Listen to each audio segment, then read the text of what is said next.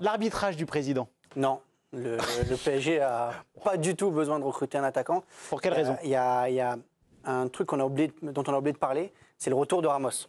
Quand il va revenir au mois de novembre, au mois de décembre, qu'est-ce qu'on fait? On lui met Osimhen dans les pattes, on lui met Lookman dans les pattes, et qu'est-ce qu'on fait? On se retrouve avec Ramos, Colomani et un attaquant à gérer en plus. Colomani est une doublure crédible aujourd'hui? Pour Ramos? Oui, quand même. Il est titulaire dans les 20 clubs de Ligue 1. Il marque en demi-finale de l'Euro. Et peut-être dans de nombreux clubs européens, quand même, Colomani. Mais si vous a donné les garanties avec le Paris Saint-Germain, ça pas sur sa première saison, mais on peut peut-être lui donner le bénéfice du doute et le laisser un petit peu sur Juste Loïc, on rappelle, vous suivez le Paris Saint-Germain pour le journal L'Équipe, les sommes dépensées pour Colomani et Gonzalo Ramos, c'est monstrueux. 90 et 65, si je ne dis pas de bêtises. Qui ont été levés durant la saison. Pour Gonzalo Ramos, donc c'est des montants importants. Les plans du PSG, Loïc, clairement. C'est toujours pareil, à Paris, ça dépend à qui vous parlez. S'il y a du monde qui va vous dire oui. Déjà, on vous répond, c'est bien. Ouais, il faut recruter un neuf parce qu'on ne pourra pas faire la saison comme ça. Et il y a un autre camp qui va vous dire non. Alors moi, j'ai plutôt tendance aujourd'hui à croire le camp du non. Ça ne veut pas dire qu'ils ne le feront pas. J'ai plutôt tendance à croire qu'ils ne recruteront pas. Moi, je pense qu'ils vont faire un joueur offensif. Offensif, je suis d'accord avec ça. Ce ne sera pas un neuf. Pas un neuf, je suis d'accord. Je pense qu'ils vont prendre un Cherki, un Jadon Sancho. Oui. Je pense qu'ils vont prendre un joueur de couloir, un joueur polyvalent. Exactement. Cherki, je ne sais pas exactement quel est son poste. Si vous le savez, vous me le dites. Mais... numéro 10, il aime bien. Il peut jouer un peu sur les côtés. Je pense qu'il peut jouer partout. Je pense que c'est ça. Moi, je pense que c'est ça qui va se passer. Alors, ils ne seront pas contents, Swan et Tim, mais je pense qu'il va y avoir un joueur offensif qui va arriver le 30 août. Je serais ravi pour le Paris Saint-Germain.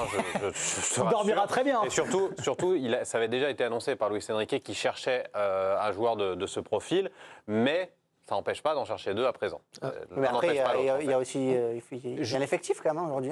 Et par rapport à cet effectif, parce qu'on a commencé à en parler, je le disais en début de thème, il y a ce but magnifique de Bradley Barcola. Honnêtement, Swan, alors je ne dis pas qu'il va mettre 40 buts, mais par rapport aux qualités du garçon, au système de Luis Enrique, est-ce que ça ne peut pas être un peu l'homme providentiel du PSG en termes de stats? Il en fait de plus en plus. Pour le coup, Barcola pourrait très bien finir la saison en Ligue 1 avec 15 buts et 10 passes décisives. C'est ambitieux, c'est bien. Non, mais moi j'y crois et ça me choque pas. Et surtout, vous avez le droit d'y croire. Ouais, j'y crois. Mais 15, il peut les mettre. Il paraît qu'on a le droit de s'enflammer quand même. On peut s'enflammer un peu. Il était à 4 en Ligue 1. N'écoutez pas Dominique Sévrac. Ça fait longtemps qu'il suit le PSG. Non, mais pour le coup, il aura plus. Pour moi, Barcola aura plus de responsabilités, plus d'importance dans l'attaque du PSG. Et en fait, ça vient nourrir une question que je vous pose à tous. C'est que si Barcola ne fait pas une saison comme ça et qu'il ne recrute pas de neuf, qui va marquer les buts importants pour le PSG cette année? En gros, il en faut 3 à 12, entre 12 et 15. 3 ou 4 entre 12 et 15. Ouais, mais qui? Si tu comptes que Ramos va revenir, quand même, évidemment, il va peut-être marquer des buts. Colomani, il est quand même capable de mettre 12 buts sur une saison au PSG. Ah, quand même. En fait, c'est juste qu'il faut se rendre compte qu'on parle de Loïc, on parlait de Vitinha était à 9 la saison passée. Vitinha, j'y crois aussi. Loïc, on parlait du PSG qui écrasait la dit que la marche n'est pas trop haute pour Randal Colomani au Paris Saint-Germain. Mais rien ne dit qu'il ne le fera pas non plus. Sans même le dire. Rien ne dit qu'il ne le fera pas non plus. La saison dernière, tu dis qu'il a fait une très mauvaise saison, on peut plutôt être d'accord avec toi. C'est 9 buts quand il est très mauvais. Ouais, donc il faut, là, on dit... 12 et 15. Il faut 12 et 15. Chacun. On lui demande de mettre 3-4 buts de plus. Alors, justement, il aura un peu plus de temps. Messieurs, par rapport à la discussion, ça revient constamment sur Randal Colomani. Non, c'est lui le neuf. Non, mais bien sûr. Et il y a eu, et je crois que c'est Dominique, si je ne dis pas de bêtises, qui en a parlé, c'est quand même un joueur... Didier Deschamps a confiance en lui, il marque en demi-finale d'1 Euro. Greg, est-ce qu'on est trop dur avec Randal Colomani ou il n'a pas le niveau tout simplement? Moi je persiste à dire comme Loïc, il faut allonger la ligne de crédit. C'est pas possible. C'est un joueur qui a quelque chose. La ligne de crédit, c'est-à-dire lui donner du temps. Lui donner du temps. Quand on parle d'argent, crédit, ça veut dire. Tu n'es pas en demi-finale. Tu n'es pas titulaire en demi-finale de l'Euro comme ça. Titulaire à droite. Et je trouve qu'en plus c'est un joueur qui a beaucoup de puissance. Il a de la vitesse. Il a une gestuelle que je trouve particulière. Alors après peut-être il y a quelque chose là-haut qui n'a pas suivi. Peut-être mais je trouve qu'il. Là c'est pas peut-être, c'est même sûr. Oui, mais c'est alors non. Alors moi par principe je suis toujours très précautionneux avant de parler du mental des gens parce que je suis pas dans leur tête. Non mais là qu'on s'entende bien, qu'un joueur qui a le parcours de Randal Colomani, qui arrive de Nantes libre à Francfort après une saison, qui signe pour 90 millions d'euros au Paris Saint-Germain. Ça aussi, ça lui a fait mal. C'est pour quasiment 95% des joueurs de foot professionnels, c'est quelque chose qui peut être compliqué à dire. Numéro 9 au PSG, historiquement, c'est lourd. C'est Pauletta, c'est Ibrahimovic, c'est Cavani, c'est Mbappé, même s'il n'a pas été que un 9 ces dernières années. Vous succédez à ces gens-là, quoi. Ronald Colomwani, vous lui mettez 90 millions, l'étiquette 90 millions. Vous lui dites, tu prends la succession il y a 4 ans, 5 ans, il y avait Zlatan. Ah ouais, quand même, Zlatan, c'est un peu une légende du foot quand même. Il n'est pas encore Randall, une légende du foot. Donc c'est compliqué, quoi. Numéro 9 au Paris Saint-Germain, c'est très compliqué. Quand tu as 3 occasions et tu en mets que 1, 2, voire 0, on te critiquera. C'est ça le Paris Saint-Germain. Donc lui, s'il a 3 occasions et c'est souvent il en met 0, c'est compliqué. Il a une occasion au Havre, il est lancé en profondeur. C'est exactement ce qu'il aime. Il est lancé en profondeur. Il doit la mettre. Il frappe sur le gardien. On va retrouver un personnage que vous adorez, vous, confrère journaliste. C'est Luis Enrique. Mais oui, on l'aime. Mais oui, on l'aime. Et il parle justement de la nécessité. Il nous aime beaucoup. Mais oui, il nous aime. Enfin, ça, je sais pas. Ouais. Il parle des joueurs qui doivent marquer. Il préfère 4 à 12 buts que 1 à 40. C'est pas faux. Mais moi, je l'aime autant qu'il nous aime. Si quelqu'un marque 40 buts, on ne fermera pas les portes.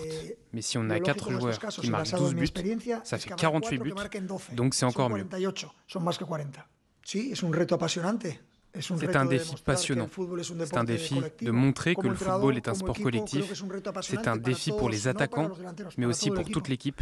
Nous voulons être acteurs majeurs de toutes les compétitions, donc il faut améliorer à la fois l'attaque et la défense.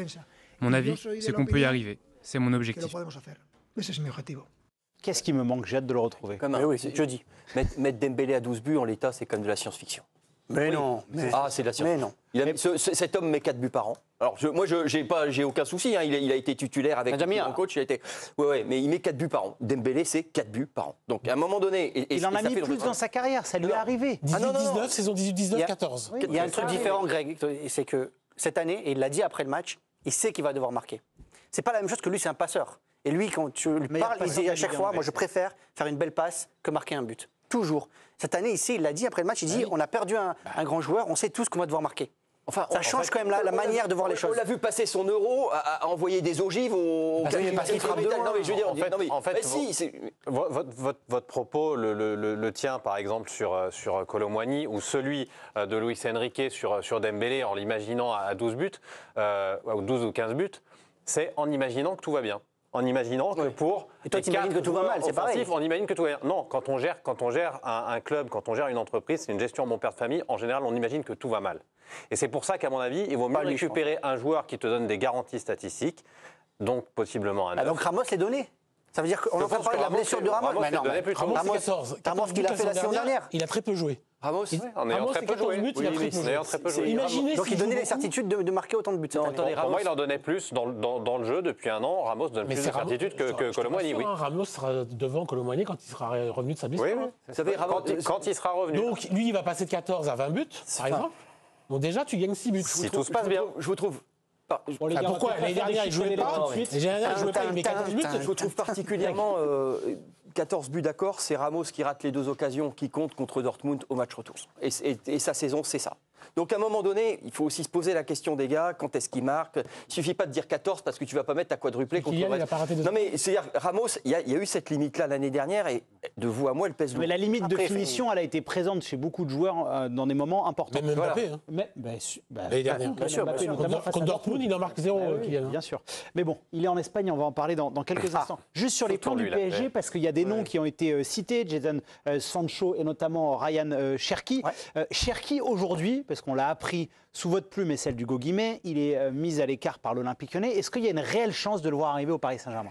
Oui, mais c'est très difficile. Parce que, alors à la base, on rappelle qu'il y avait un accord au mois de juin entre le PSG et Lyon autour de 15 millions d'euros. Lui avait dit oui au PSG. Parfois les accords de début d'été. Et finalement, il a été détourné vers Dortmund en espérant que Dortmund fasse une offre à Lyon, ce qui n'est jamais arrivé. Ce qui n'a pas plu au PSG. Ce qui n'a pas plu du tout au PSG. Et depuis aussi, les relations entre Textor et Nasser Al-Khelaifi, John Textor, le président de Lyon et le président du PSG, sont détériorés à un point où ils ne se parlent plus. Mais Lyon veut vendre. Donc peut-être qu'ils vont vendre à la fin au PSG, mais leur ambition, c'est de ne pas vendre au PSG. C'est du business. Et donc surtout, il est mis à l'écart, donc tu vas vendre moins cher que l'accord qu'il avait.